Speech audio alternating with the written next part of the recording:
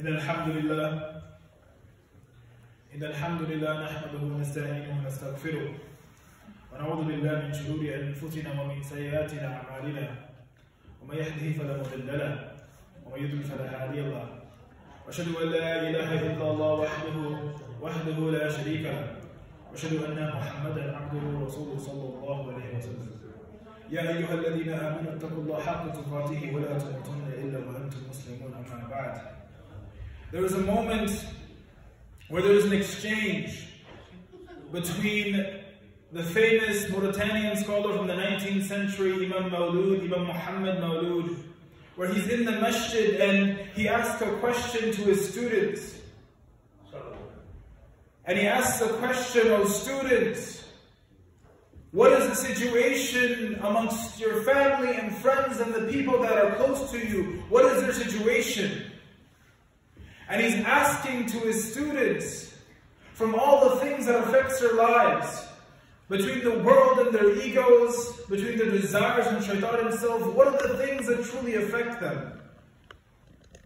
And upon asking this, each and every single one of the students, they address him and they answer one by one all the things that their family and their friends talk to them about and go through. And upon hearing every single thing, every issue and every disease that each and every single one of his students and their families and loved ones had gone through, Imam Maulud, he makes an intention to step away from teaching and go towards the real world and to really understand what was going on with the world, understand that this is the advent of modernity, this is the 19th century. And in the 19th century, specifically in the North African regions, there were French colonialists coming into the land, and aside from the oppression and aside from the actual military powers that were coming in, there was some serious cultural imperialism going on. That the lives that many of the people were used to, the priorities that many of the people were used to, the intentions that many of the people were already used to before the advent of modernity were being flipped onto its side. Many of the people that Imam Maulud had personally taught, they grew up in a world where God was centric, that Allah subhanahu wa ta'ala was someone that was regularly invoked, and that the moment of time and the events that occur in the day were centered around the 5 daily prayers. But then when this cultural imperialism had encroached upon their lands, I'm talking aside from the oppression and aside from the military powers, when the influence of being Western and everything that came with it was coming into Mauritania and Morocco and every North African region,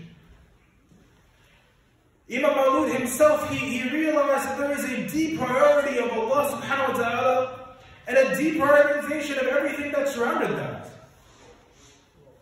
And particularly there is an emphasis of garnering material, and there is an emphasis of truly working only for the sake of this world. Many of the people that he encountered after he left teaching for a bit, they had stopped praying and they had stopped realizing the reality of Allah subhanahu wa ta'ala. Many of them, they were trying to optimize for, they were trying to garner any sort of financial security or materialism that really brought any sort of benefit to them immediately. And upon realizing this, upon talking to many individuals across his own neighborhood and across the lands that he was a part of, he wrote a book called the Mubarrat Choudhury, translated as The Purification of the Hearts, where he talks about and outlines every single spiritual disease that any individual will go through, and specifically how the 4 main enemies of this reality affects the individual, of how the world itself affects the individual, how the primary enemy, shaitan, affects the individual, how our own ego affects the individual, and how our own desires affect the individual. And at the start of the book, For this khutbah, I'm not going to go through the entire book, but I want to really talk about the introduction, talk about why purification and going through the purification process is an important endeavor, and specifically going through one of the diseases that I find that is the theme of modernity.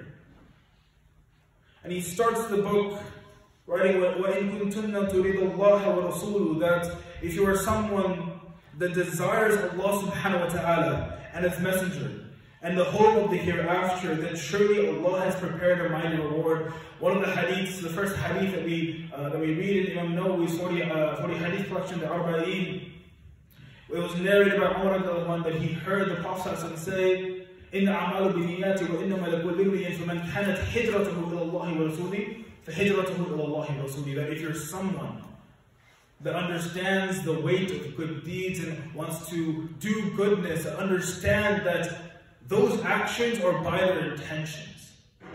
And if you're someone that intends towards Allah subhanahu wa ta'ala and His Rasul, then you will be given Allah subhanahu wa ta'ala and His Rasul. And Imam Maulud, he begins his chapter of the book talking about the purification process. Talking about simply engaging and wanting to become a better person, simply wanting to become a better Muslim, is by first giving yourself to Allah subhanahu wa ta'ala and giving yourself in the way that His Rasul would. Imam Ahmad Zarruq, one of the Imams of the Shafi madhab, he talks about how spirituality, this whole idea of becoming a better Muslim and becoming a better believer and really working on yourself, the whole intention behind it, and honestly the whole intention behind becoming someone that truly is a Muslim, is to just approach Allah subhanahu wa ta'ala.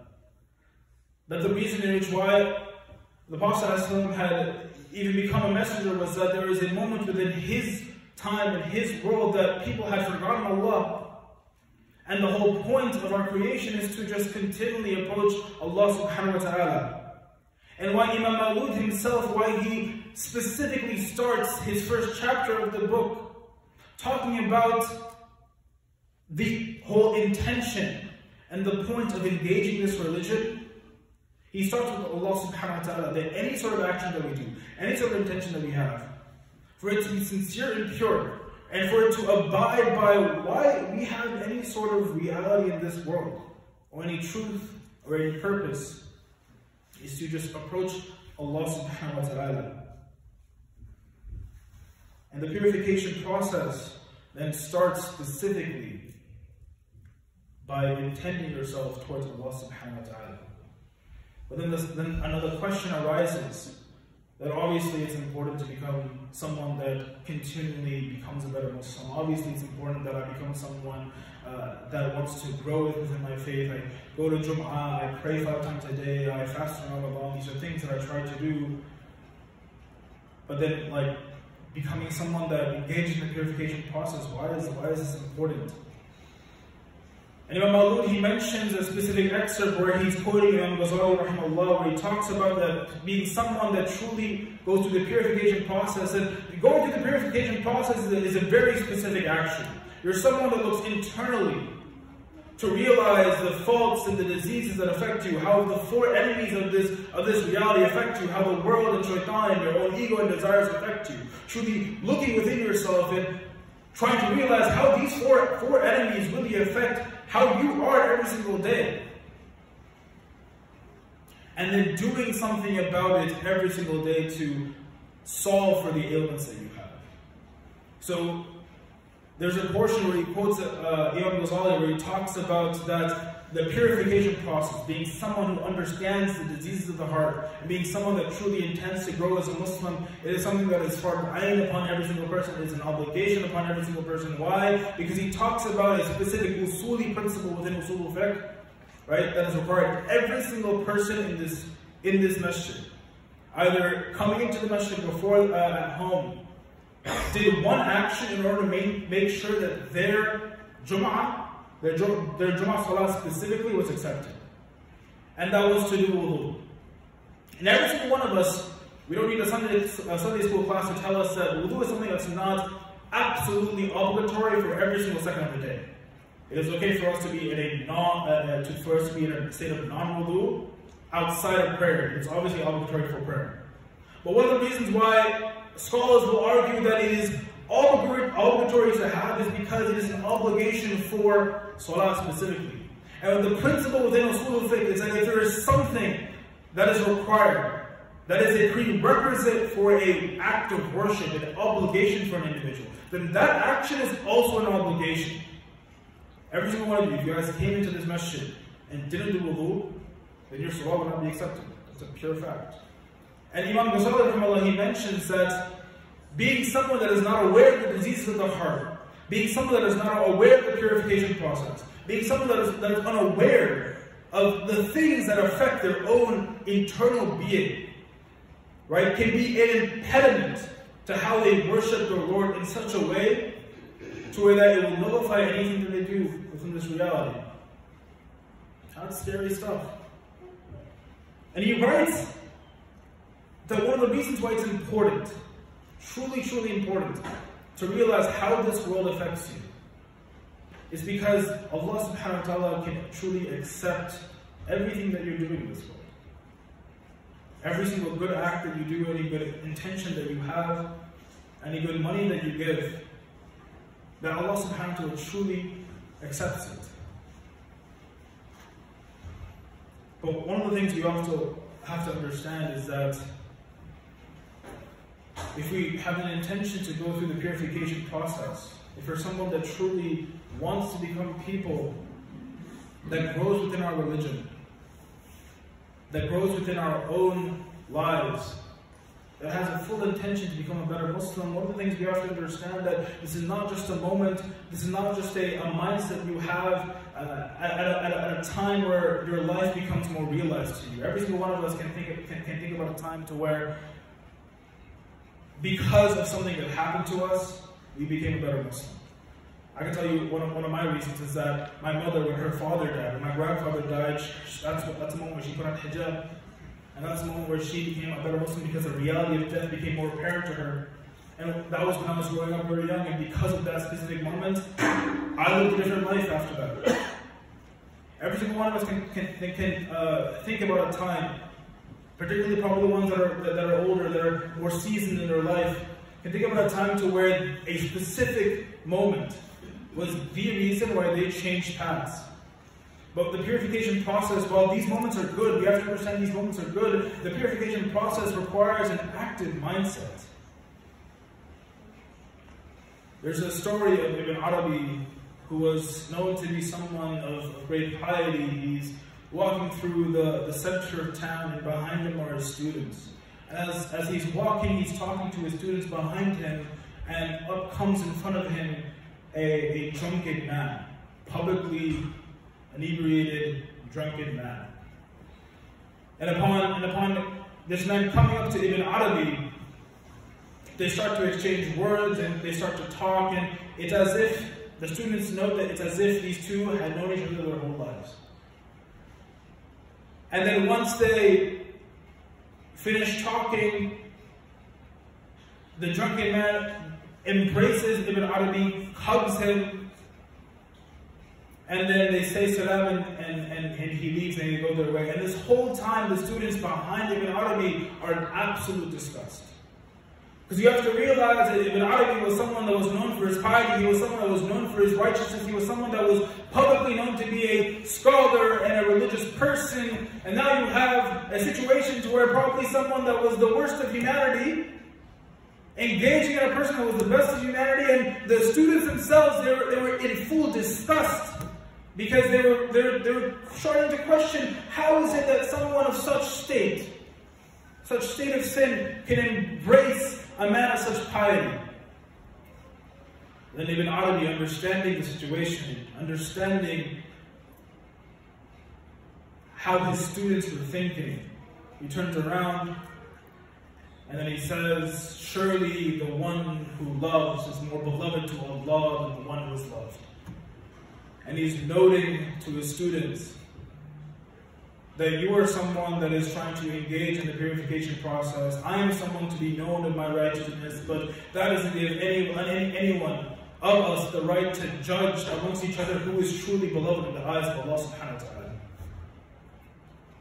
And he's, at this moment, reminding himself and reminding his students that even though that he has the reputation of becoming religious, or his students has a reputation of becoming someone that is religious, that he is still unaware of his state in front of Allah subhanahu wa ta'ala, and maybe the person who was a public drunkard, who had embraced it, who had shown his love to his brother, is seen better in the eyes of Allah than he is. Because one of the true facts of this reality is that none of us know what will truly get us into Jannah. We may be someone that spent money for the sake of others or did good deeds for the sake of others, but truly none of us know how much weight we have in the eyes of Allah subhanahu wa ta'ala. There's a story of the Prophet and Abu Bakr and Umar where they're in the masjid. And there's a moment where it's 3, 4, 5 a.m. and Abu Bakr and Umar, they're in the masjid. And the Prophet whose house was next to the masjid, he leaves his room because he couldn't sleep. He leaves his room, he goes to the masjid, and by surprise, Abu Bakr and Umar are there. And when he approaches Abu Bakr and Umar, he asks them, Ya Abu Bakr and Umar, what are you doing so late at night? It's 4 a.m. And then Abu Bakr, he responds by saying, Ya Rasulullah, I swear by God, the only reason why I'm awake is because our stomachs are not letting us sleep. That it's been days since they've truly eaten, and because they are starving, that they can't sleep. And then the Prophet he replies by saying, the reason for why you were awake tonight is the reason for why I am awake tonight. Let's go find some food. So they leave the masjid. And then they go out and walk by, and when they're walking through the town, a man sees the Prophet out at this moment and invites him to his home. And when he invites him to his home, he lays out some water and lays out some dates. And then Umar, the moment he sees water and date for the first time in days, immediately reaches out, grabs the date, stuffs it in his mouth, and grabs a small cup of water and then starts drinking it. And the Prophet he sees Umar like doing this action, and he says, Ya Umar, that water cup right there, that little water cup, Allah subhanahu wa ta'ala is going to ask you about that. And then Umar looks at the cup, and he looks back at the Prophet, and he says, Ya Rasulullah, even this? And he says, Yeah, Umar, even that. But we truly don't know any of the things that we do, any minute or any second that we engage in the world, we truly don't know what's going to be questioned upon us on Yawm al-Qiyamah, on the Day of Judgment, and none of us know truly what's going to be accepted in front of the eyes of Allah subhanahu wa ta'ala. But the reality of our own existence and our own destiny is that if we are granted Jannah, and if we're granted paradise, that it will truly be so because Allah subhanahu wa ta'ala is ever so merciful. So it is incumbent upon us to have an active mindset to truly be self-reflective and be self-rectified in such a way to where we truly try to understand all the things that truly affect us. And maybe like this one statement, this is what my teacher said to really like hit this point home. Each and every single one of us, we may understand the certain things that may affect us, that we may get angry at certain situations, or we may be privy to certain things. And each and every single one of us, whenever we go to a doctor and they tell us what our disease is, or what our calamity is, or whatever we're going through, right? He'll prescribe us some sort of medicine. But just because a doctor prescribes medicine doesn't mean that you're fully cured. It is up to each and every single one of us to actually take that medicine. And if you start to realize that our destiny to truly become people that is meant to be with Allah subhanahu wa ta'ala and His Rasul, to become people that are truly meant for Jannah. And maybe some people don't think that they're meant for Jannah. Mubarrat Choudhury, he mentions that he has only obligated these things for you. Talking about Allah subhanahu wa ta'ala, that Allah subhanahu wa ta'ala has only obligated these things for you. Talking about salah and zakah and everything that we have to do, because He has obligated Jannah for you. But one of the things we have to understand, that one of the reasons why we've been given the gift of Islam, why we've been given the gift of worshipping Allah subhanahu wa ta'ala and submitting to Allah subhanahu wa ta'ala, because Allah subhanahu wa ta'ala wants us in Jannah. But He has obligated these things for you. Why? Because He has obligated Jannah for you. So we only have 5 more minutes. I'm going to talk about the first disease that Imam Maulud talks about. We understand what the purification process is and why it's important. And Imam Maulud, again, he writes about the various diseases of the heart and how the various enemies of this reality affect our own well-being.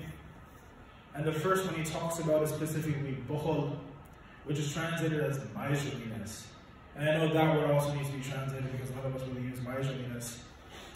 But he writes that the refusal to give what is obligated according to the sacred law or to the virtuous merit is the essence of miserliness, which is mentioned among the diseases of the heart. Its root is to love of this world for its own sake, or so that the self can acquire some of its fleeting pleasures. To be someone that is miserly is to be someone that only values material for its own sake, that only values financial security for its own sake, that only values these things as a function of those things. A lot of us, we have to understand that as a believer, as a Muslim, we're not someone that, it's not a religion that argues that we have to be Gnostics, right? That we have to live in such a way of poverty, and we have to live in such a way to where we cannot benefit from this world, but rather we have to be people that understands that there's a balance between being someone that is financially secure, that understands the responsibility they have for people, that someone that strives for having a good well-being and a good life, but also being constantly aware of Allah subhanahu wa ta'ala. And my teacher, he argues that, and he taught me that you have to be someone that should be someone that understands that if Allah subhanahu wa ta'ala has given you rizq, if He's someone that's given you the good car and the good home and the good family, then you accept that and you show thankfulness in that. But you constantly remind yourself to keep that material in your hand and never in your heart. That these things that are given to us by Allah subhanahu wa ta'ala, or the goals that we have to become financially secure and financially responsible, and to have material to use it for the sake of providing for the people that I care about, that we care about. That it should be for its own function, but never for its sake. That it's something specifically that we use to make sure that we have a good life, but understanding that our reality is always in the hereafter. That it's something that we have to constantly remind ourselves in such ways to where it's just how the dunya. There's a story, and I'll end with this. There's a story that one of my teachers, he mentions that he was in Egypt, and he asked the taxi driver to give him a ride, and once they were finished with the ride, the taxi driver actually taught him a lesson. Because my teacher had just started, he started learning in Azhar at this moment, and there was a moment where when he opened the door, when he was done with the ride, he accidentally slammed it against the next door. And being from America, my teacher, he immediately apologized, went to go get his wallet, and told him how much would the repair cost for this. And then the taxi man driver, he looks at him and he says, "It's just how the dunya. It's just the world. Don't even worry about it. I'm not going to die with this thing. You can go on. Just pay me for the fare." And he mentions that day, that taxi driver taught him something, because he used to live in a world, this is just after he decided to study Islam, but he lived in a world where people were constantly obsessed with maintaining the quality of the material that they had, to care for the products, and to be obsessed with the material. So a moment where a man was like, "This doesn't matter to me, I'm just using it," was astounding to him. And I'll truly end with this. Imam Maulud, he mentions to become someone that really balances their own greed and miserliness against being someone that's functional, that's financially responsible, that constantly arrives at Allah subhanahu wa ta'ala, is that you should be able to practice a certain spiritual practice that he mentions here, is that to become someone that truly only sees financials and material in the hand and rather not in the heart, is that at every opportunity where you're proposed to giving charity, where you're proposed to be giving any sort of your wealth, that you take that, whether it be 25 cents to $25 to $25,000, is that if there's an opportunity for you to give, no matter how much you give not because it's something that you know that will benefit the others. I think a lot of us might even get into the mindset, okay, if I only have $5, is it really going to give anything to anyone? Is it really going to provide for anyone? No, you give because you understand that it's going to benefit you. One of the things you have to understand that zakat and tazkiyah share the same root. Zakat, the obligation of giving 2.5% of our wealth every single year, shares the same root as tazkiyah, which means to purify. Right? So when you're posed with the opportunity where someone is in need, where there's an opportunity to give to other people, don't give because you know it's going to benefit them, but understand that when you give, it's something that's truly purifying your own self. It's going to benefit you.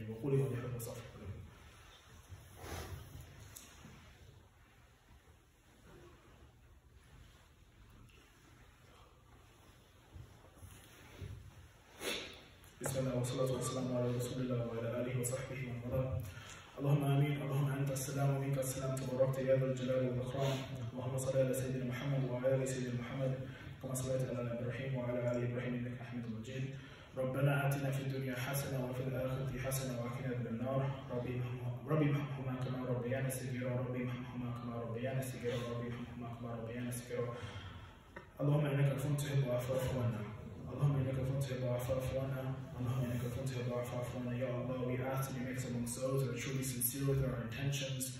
Ya Allah, we ask that you forgive us for the sins that we commit in the past, and the sins that we commit now, and the sins that we will commit in the future, Ya Allah. We ask that you forgive us for the sins that we commit in public and the sins that we commit in private, Ya Allah. We ask that you make us amongst those that are truly sincere, that are always traversing towards you, Ya Allah. We ask that you protect us and forgive us for anything that may hit us, for anything that may ail us, and Ya Allah, we ask that you make us amongst those that are truly always benefiting others and benefiting ourselves, Ya Allah. We ask that you make us amongst those that are amongst the highest of Jannah. Ameen, Ya Rabbil Alameen.